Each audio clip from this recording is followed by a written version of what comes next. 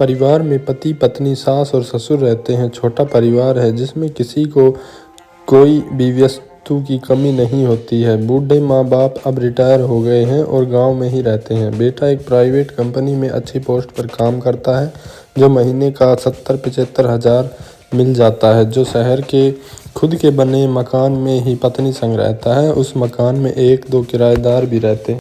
जो लड़का है दिन भर कंपनी के काम से थका रहता है तो ज़्यादा अपने बूढ़े माँ बाप से बात भी नहीं करता, इसलिए वो छुट्टी के दिन अपने गांव माँ बाप से मिलने चले जाते हैं और 1-2 घंटे बाद मिलकर वापस आ जाते हैं। जो बहू है उसका नाम कामनी है। वह भी अपने दैनिक घरेलू काम करके दिन भर घर में बोर होती रहती है।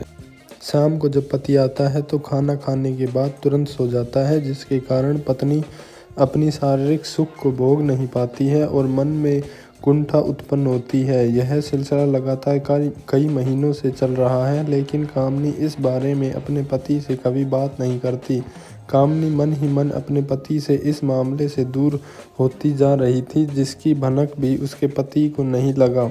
जब कामनी से उसकी सास की बात फ़ोन पर होती तो वो अपने के नाम पर बहाना मार देती और शहर में ही रहती।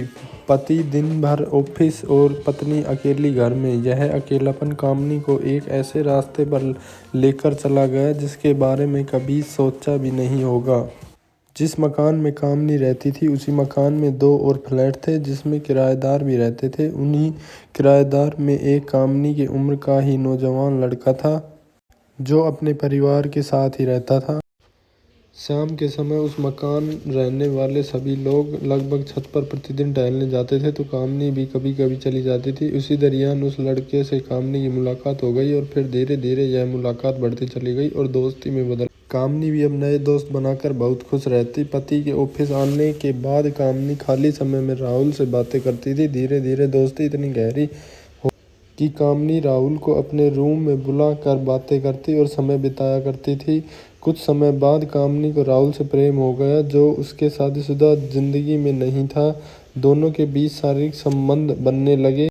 धीरे धीरे कामनी की जिंदगी गुलजार होती जा रही थी, लेकिन इसकी खबर पति को बिल्कुल भी नहीं थी। कुछ दिन बीत गए। कामनी की सास जो गांव में बैठी थी वो बहू से मिलने के लिए बिना बताए कामनी के घर आ गई। बेटा तो ऑफिस गया हुआ था लेकिन बहू घर पर ही थी और घर पर मेन दरवाज़ा खुला था तो घंटी बजाने का कोई मतलब ही नहीं था। कामनी की सास बिना कुछ बोले सीधे कामनी को बेडरूम में जा पहुंची। वहां की नज़ारा देख बूढ़ी सास स्तब्ध रह गई। कामनी और राहुल एक दूसरे के साथ बिना कपड़ों के बीच हमविस्तार थे। बूढ़ी सास बिना कुछ बोले वापस अपने घर आ गई और किसी कुछ नहीं कहा। कामनी का पति आज भी इस बात से अनजान है कि मेरी पत्नी मेरे पीछे क्या करती है। कामनी भी नहीं चाहती है कि उसका घर टूटे, बस वो किसी भी तरह से अपने सास को इस बारे में समझाना चाहती है और यह बताना चाहती है कि उसके बेटे ने आज तक शारीरिक सुख नहीं दिया।